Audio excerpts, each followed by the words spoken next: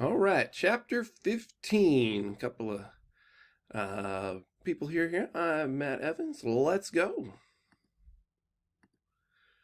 All right, so here's what you're going to be working towards here. Some general techniques. We're going to talk about weight belts and spotting and all those kinds of things. And some of this we're going to do in a lab later, so that's why this is going to be a fairly short video in comparison to some of our lectures in this class. So there are some just basic techniques here. So your hand grips, so you have your pronated grip, palms down, and the knuckles are up. They call this, sometimes this is called an overhand grip. And then the supinated grip is where your palms are up, and also known as an underhand grip. And then the neutral grip, the knuckles literally point up as a handshake. So if you're doing like, hammer curls is probably the easiest one I would think of there. And there are some different muscle groups that are used when you're doing a supination. You're going to be working more your bicep. If you're doing a pronated grip, you're actually going to be working your forearms as well as your biceps here. So depending on what kind of, and you're probably going to do less weight here and probably more weight over here. So the alternating grip is where one hand is up, one hand is down. There are times that I use this grip. Usually in spotting is where I'm going to use the alternating grip. If I'm spotting someone doing a bench press, I want to have an alternating grip if at all possible. A hook grip is pronated, except the thumb is positioned under the middle and index fingers. I don't really use this much in any lifting, so I mean your thumb's literally underneath. It's really nice in a classroom setting. I would actually have you go grab a dumbbell from the weight room next door there, and you would actually try all these different grips. So you'd try, doing a hook grip underneath doing a bicep curl. Just there's not a lot of use for that unless you're really, really experienced and know exactly when to use it. Most people aren't going to use a hook grip. And then here's what those would look like in pictures here: pronated, supinated. The other way I think of this is pronated would be like a professional boxer. Supinated would be holding a can of soup. Alternating grip, and then hook grip. So the thumb is wrapped around the bar in all these grips. They would actually call that a closed grip. So you might see in like the CSCS exam might say you would use a supinated closed grip for a bicep curl. Yes. You would use a pronated open grip, which would be with the thumb on the outside of the bar like so, instead of wrapped. There we go. Instead of wrapped, so it would actually be underneath here. When we watch a video here later, you'll see the guy in a bench press using an open grip. So when the thumb is not round, they call it an open or false grip, and some power lifters are going to use that kind of grip, but man, you need to be really knowing what you're doing, because it would be really easy for that bar to just slip off of your wrist there if you don't know what you're doing there. So I generally don't recommend that unless somebody is well advanced in their exercise techniques. So like my weight training class, which is supposed to be a beginner weight training, no, I don't teach that at all. I don't even give them an option. And there's a little bigger version of what that would look like. And here's that hook grip underneath there that, I just don't like. You have your grip widths. You have your common, which would be about shoulder width. Your wide would be outside your shoulders, and narrow would be on the inside. What some people don't know is that almost every bar is going to have a grip section where it has kind of a pattern of some sort on there. And your narrow one is where you'd put your fingertip or your index finger on there. Your common grip, I usually say put your length of your thumb would go at the edge to get yourself out that far. I love it when there's an extra mark right over here, because I always put my ring finger on that mark. But I'm a long arm person. I'm 6'3", and then a wide grip would be like putting your pinkies on the outside of that. All right, so we're going to talk a little bit about some body and limb positioning, and this is a interesting video. Man, I totally recommend the Squat University videos, because even these shorts, I'm learning stuff when they roll up on my feeds here. It's like here. Madison is an elite weightlifter who's been dealing with left hip pain for a year and a half that's been affecting her lifting. She's seen many professionals without full relief. When we started working together, I wanted to first check her hip mobility. She had a lot of internal rotation on the right, but was limited and very painful on the left. Same with hip opening, less on the left. Next, I had her do a single leg squat, a simple task for this former gymnast, but extremely difficult on the left. So with our deficits exposed, we got to work. I had her start with a ton of tension on a band and perform joint mobilizations for both internal and external rotation. Then it was rotational control work with the hip airplane, slowly rotating up and down.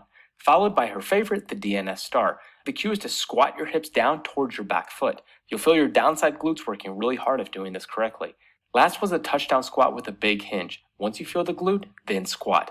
In a week, she's already progressed these and seeing good changes with her lifting with less pain, showing she's on the right track. So there's some of the cool things you can do either as a physical therapist or as a strength and conditioning professional.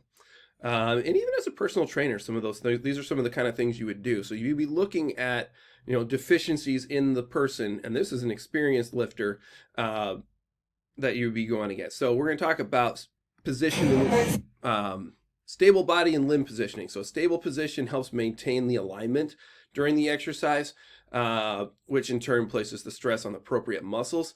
The thing I see the most often is people doing squats with their toes way out like this, or they start getting under it and then they just keep wiggling them further. Not saying you can't have them a little bit out, but the further out your feet are, if you're keeping your knees in, is what I usually see. So you kind of have this kind of valgus knee is what it's called, where the knees are kind of going inward and the feet are out. So basically the feet are outside the knees.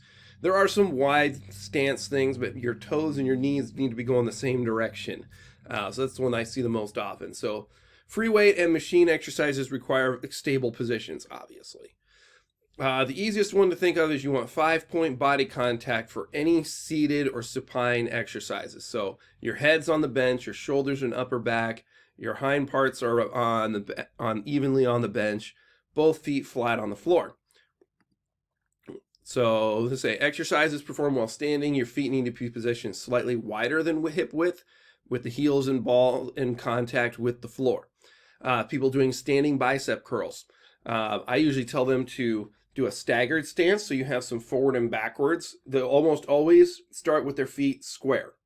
And then as they pull up, their whole body is going to be swinging as they curl, keeping those feet staggered. I'd say that every first class period in weight training class. Staggered feet if you're going to do a standing bicep curl. So any of those seated things need to be 5-point body contact. And here's a video of some of those things here. And this guy's like he's benched 773 pounds. I forgot what it was in kilos, but he's at one point was the world record holder. This is the ultimate bench press tutorial with the strongest bench presser in the world.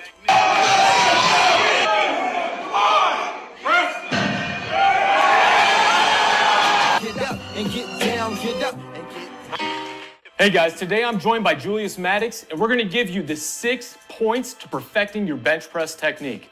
Take it away, Julius. All right. Right now, we're going to start with the 4 points of contact. The 4 points of contact here on the bench press as performed is going to be your head, your back, your butt, and your feet. This assures us that we have proper leverage when it comes to the pressing movement. First off, we're going to start with the head. So the reasons for having your head placed on the bench is so that you don't misalign your spine. Misaligning your spine whenever you're bringing your head up off the bench can cause a greater distance for the bar to travel. And as we all know, having a greater distance for the bar to travel can result in a failed lift. The main reason why we don't want to bring our head up off the bench so that our chest doesn't cave in, which when our chest caves in, it creates a longer distance for the bar to travel, which we don't want, because under load, that longer distance of travel can cause a failed lift. Point of contact number 2. Your back is a launch pad for a strong and stable foundation. Your back plays a key role as in your positioning for bench press. So we need to make sure, again, that our back is pressed against the bench. Point of contact number 3, your butt. It's obvious why our butt should be pressed on the bench, mainly because in competition, your butt lifting off the bench will not pass. Those are red lights. Point of contact number 4, your feet. Your feet are just as important as each one of these that I've explained Again, when we're talking about bench press, it's all about having proper leverage. And as we know, foot placement can change, it can vary, just like your hand placement. So we can go narrow, we can go wide foot placement, we can go high up on our toes, we can go semi with our feet burly on the ground, or fully locked into the ground. As a world-class bench presser, understanding that my body is always changing, and I have to use my leverages for my advantage. So back then, my feet used to be flat. And by my feet being flat, when I got under load, my feet would slip out from underneath me. So this is why I feel like foot placement is very vital, and brings me to this main key is making sure that our foot position is behind our knees. This is gonna assure us that we have proper leg drive, it's gonna help engage our quads, and it's gonna help limit our feet from slipping out from underneath us. The next thing we're gonna talk about. And I've had some power lifters in my weight training class, and he liked to put his feet up on the bench, and then his whole body was in this like angle. You know, his hind parts were off the ground, his feet were up here, and I mean, he lifted a fair amount of weight, but it definitely, I highly recommended to him keep everything on the ground so that you have more stability. And then he started, like, he would get into his position for his 1 rep max. He'd put his feet up and he'd get all in position. And then he'd foot, and then he'd start his lift. And he did better when he had a proper technique compared to with his feet up on the bar and his hind parts off the back there.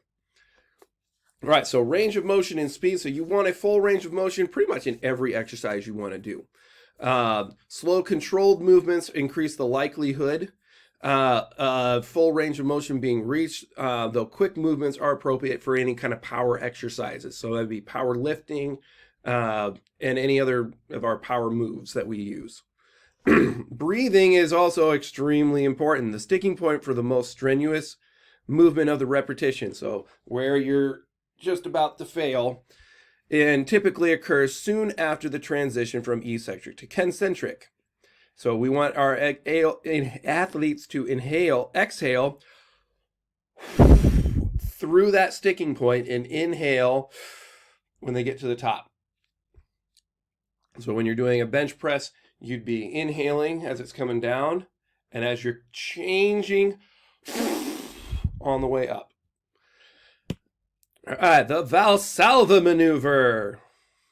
The Valsalva maneuver is a very popular technique used in weightlifting and powerlifting. During this maneuver, the lifter closes their throat, which keeps air from escaping the lungs. Then they forcefully contract the muscles of the abdomen and rib cage, creating rigid compartments of liquid in the lower torso and air in the upper torso. The idea behind the Valsalva maneuver is that it increases trunk stability, which can help lift a heavier load. In this video, I'm going to walk you through exactly what happens during the Valsalva maneuver, and we're going to bust a few myths in the process. Let's break the Valsalva maneuver into 4 distinct phases and talk about what happens at each phase. During phase 1, which is when the lifter first starts to strain and forcefully exhales against the closed airway, the pressure inside the abdomen and rib cage increases, which in turn increases the pressure in all the blood vessels within this area. Compression of the heart's aorta will cause an immediate transfer of blood to the body's peripheral arteries, increasing both the diastolic and systolic blood pressure. When this rise in arterial pressure is sensed by baroreceptors, which monitor this pressure, it triggers the nervous system to decrease the heart rate and the amount of constriction within the vessels, which reflexively starts to lower blood pressure. During phase 2, when the lifter continues to strain, we see these elevated abdominal and chest pressures, reducing blood return to the heart by compressing the large veins that return blood to the heart, called the vena cava. When this large vein is compressed, it also causes a back pressure in the peripheral veins, and this is noticeable when the lifter's jugular vein becomes distended. With less blood returning to the heart, left atrial pressure will decline, leading to further reduction in both systolic and diastolic blood pressures. Cardiac output decreases by about 50%. Meanwhile, pressure in the veins continues to build. Later in stage 2, we see our baroreceptors again, sensing the decreasing blood pressure, and they in turn signal the nervous system to increase heart rate. The increased heart rate compensates for the reduced volume of blood being pumped out by the heart, and this prevents further reduction in cardiac output. Stage 3 occurs when the lifter releases their strain and the pressures within the abdomen and chest return to baseline. The aorta refills its volume, and the vena cava resumes its normal size. These effects lead to a fast and significant drop in the arterial blood pressure, and this is where we get to bust a myth. Many people believe passing out during the Valsalva maneuver is due to high blood pressure, but it's actually due to low blood pressure and a reduction in oxygen to the brain. With the last phase of the Valsalva maneuver, called the recovery phase, we see a continual rise in vein pressure, allowing the heart to fill with blood, which improves cardiac output by as much as 40% higher than baseline. Arterial pressure continues to recover, and due to a high blood volume ejected from the left ventricle to the arteries that are still somewhat constricted, we see an overshoot of the blood pressure above baseline values. This overshoot again activates the baroreceptors to reflexively lower the heart rate. Eventually, the heart rate and systemic pressure reach their baseline values with a complete system recovery back to equilibrium. One study in the 1990s showed the average time for both systolic and diastolic blood pressures to return to the baseline after a 15-second Valsalva maneuver with a strain pressure of 30 millimeters of mercury was about 25 seconds. Increasing the strain pressure to 40 millimeters of mercury, the recovery took about 5 seconds longer. Oof. Oof. And there's why I don't generally recommend people use the Valsalva maneuver on purpose. Some of them do it just automatically, like they hold their breath. But it's holding their breath and then straining against to try to get, and the point, they're trying to get more oxygen to their legs to try to be able to do the move, or to get a bigger lift. The Valsalva. That's what they're trying to do. But pretty much inexperienced and well-trained athletes are the only ones that should be using this. Keeping your keeping your vertebrae in alignment, and then this involves closing things off, and oh man, can help keep a neutral spine and keep the torso up in a good position in a lot of exercise. That's the point of it. It's just not one that's, I just don't want people passing out and knocking their heads on stuff, which is all those videos I was like every time. So yeah, experienced and well-trained, we may want to use the Valsalva maneuver, but for generally speaking, just work on the breathing. Exhale through the sticking point and inhale through the eccentric phase. Weight belts. Now, this is what I would usually tell people. If they're thinking they need to use the Valsalva maneuver, I'd say, have you worn a weight belt yet? So these should be put on your, when you're performing things that stress your lower back. They involve near maximal or max loads. You don't need it for anything that doesn't stress your lower back. Like, I'll see guys that are just wearing the weight belt as they're doing a different exercise. I'm like, why don't you take that off? They're wearing it for 40 minutes straight. Yeah, you don't need to do that unless it's going to be straining your lower back. Also, if you're doing things that involve light loads, it's not worth having a weight belt on there unless you already got back problems. So types of exercises and exercises involved with spotters. So spotting typically required for free weight exercises. If the bar is over your head, if it's over your back, a bar is racked in front of the shoulders, bench press, or a bar is pressing over the face. Don't spot it if you're doing like power exercises, so they're going to be trying to explode through, because you don't want to go too far and come out of their hands or something like that. So overhead exercises on that bar, your hands should be placed inside the power rack of the crossbars at an appropriate height, and you need to be at appropriate height too. Out of the rack exercises, so like step lunges, heavy weights, you just don't want to get hit by the weight. So you have, their safety is important. Yours is more important. I have had more injuries spotting gymnastics than I have doing gymnastics. When a top is up in the air, they flail and they pop you in the face, getting black eyes. I had one girl, she still loves bragging about this one whenever I mention it to her on Facebook. But she gave me a black eye with her butt. It was a hand to foot and I was the back spot, and she came backwards. She bent at her hips and I caught her back and her legs, and then she folded in half and her butt hit me right in the eye. And this was on our Bahamas trip. And so I went through the whole Bahamas trip with a black eye. And she's just like, I got buns of steel. So yeah, spotting is really important. So if it's over the face, the spotter needs to grab. So this would be like bench press. You want to have an alternating grip, usually inside the athlete's grip. unless they're using a really, really narrow grip or they're just really short. Some of your teeny tiny tops in gymnastics, their shoulder width is so narrow that, and they're probably not lifting enough weight that it's going to be outside of at least my long arms and my amount of weight. So generally, though, you want to be inside their weight. Because the bar's curved trajectory, so for like a tricep extension or a barbell pullover, the spotter will use an alternating grip to pick the bar up and return it. I think there's one called skull crushers. You're doing in this kind of motion with your triceps. And that's one that I would be really, really careful doing. So that's the same picture. So this would be the incorrect spotting location. You would actually want to have your hands underneath the wrists. I would have them in a hammer grip right underneath to assist the dumbbells. That would be the correct location. Here's the correct location here. So that's where you'd be spotting that for free weights like that. Your number of spotters is going to be determined by how much you're doing, the experience of the athlete, and the physical strength of the spotters. In that Valsalva maneuver video, you saw there were 5 spotters. There were 4 for the bar itself and 1 for the exercise and 1 for the athlete from behind. So you want to make sure you're communicating. Lift off, 3, 2, 1, go.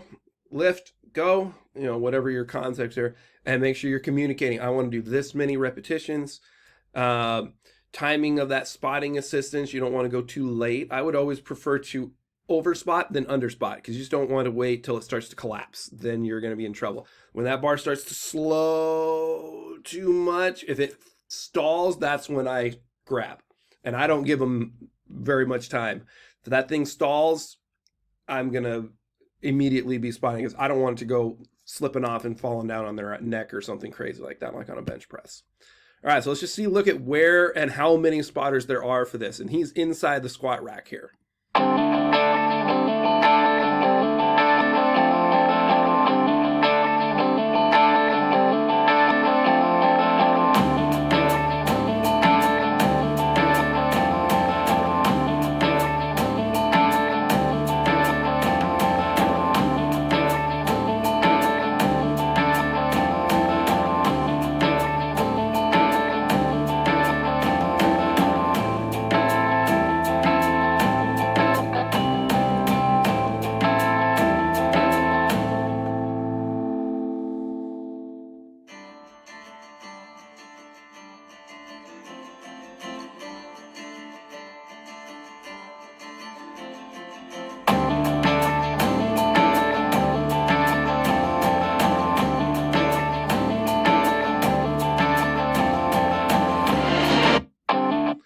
All right, so I did forget that deadlift is the place where you use your alternating grips. That's probably the most popular place. I always like doing deadlifts with the rack that goes all the way around me, so I can do it kind of on my sides rather than in front of me. That was just a personal preference, at least when I've been doing it. I know I wasn't doing it correctly, but that was just an easier way, and I felt safer doing it on higher loads. All right, here's the last bit of this video. Last thing we're going to do is I just want you to hear the rest of what these guys were talking about when it came to technique. What's the most comfortable? So he's going to get into a push-up position. Usually a push-up position is a telltale sign of where our hand placement should be. Maybe an inch out,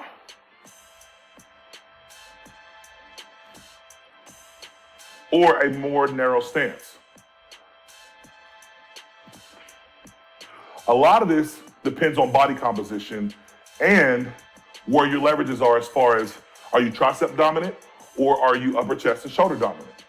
And again, guys, the best way to find our hand placement, where our hands are going to be placed on the bar, is not by gauging the rings, but by gauging where we are in a push-up position. And again, that could either be an inch out or an inch in.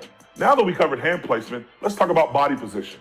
As you see, Aaron is lined up with his feet, meaning his toes, are at the bottom, lined up against the bottom platform of the bench. We have to look at this like a spring. We're gonna load up the spring. So what Aaron is gonna do is he's gonna lock his feet into position, and he's gonna drive himself down the bench, keeping his feet in position. There, a little more. A little more, right there. This is what we want. Ultimately, this body position is going to give us a natural arch. See my hand through his back? And to assure that our feet are behind our knees. Also, as we talked about having a natural arch, by him cooling up, this also, we talked about posterior and anterior tightness, this also causes him to engage his quads. And engaging your quads is very key when it comes to bench pressing. From the start position to the rack position, we need to make sure that our quads are activated and engaged. Let's get more tightness in the core and quads. I shouldn't be able to move. Yes, this is what I want, where I shouldn't be able to move him easily, right? That's what we want when it comes to body position. As you've seen, we just covered body position. And as you've seen by Aaron getting into position for the bench press, this is gonna set him up to where he needs to line his eyes underneath the bar. So as we talk about coiling up, we wanna make sure before we start the bench press that your eyes are directly lined up beneath the bar. This is gonna assure us that as we come out of the rack and get into the pressing movement, press, that the bar doesn't hit the racks. So here's an example of what could possibly happen if your eyes aren't lined up beneath the bar. A lot of times this results in the bar coming up and having a chance to hit the racks as you're locking out the weight. Again, guys, we want to make sure that we are coiling up and our eyes are directly lined up beneath the bar. All right, guys, so now we're gonna be talking about bar path. Now I'm gonna let Julius get under the bar. When the bar is in that set and launch position, it's not going to be a straight vertical up and down, but it's actually going to have a slight J curve to it. And the reason for that is because in his setup position, his lats are completely locked down.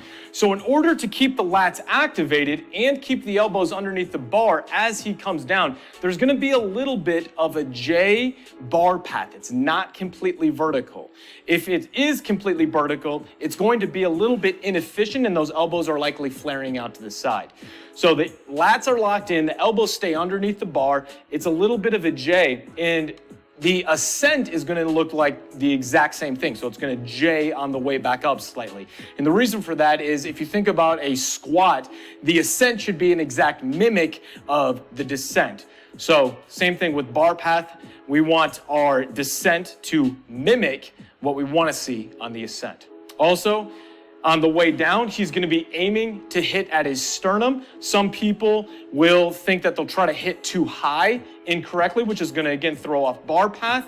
So you can see right here, he's hitting at about nipple line. This is way too high for the touching point of the bench. We want to aim for about that sternum level. Also, you don't want to hit too low into the lower ribs or stomach. So aim on your descent to try to hit right into the middle of your sternum. And that'll give you the most advantageous positioning to then power on the way back up. Another thing to point out on our bar path is elbow positioning. Now, if that bar comes too high up towards his upper chest on his contact point, often it shows that he's having an issue and the elbows flaring out too high. So we want those elbows to be tucked in with the lat engagement, and instantly you can see just by doing that, his bar path came more towards his sternum and not too high. All right, guys, that's it for today's ultimate bench press tutorial video. I hope you the most comfortable.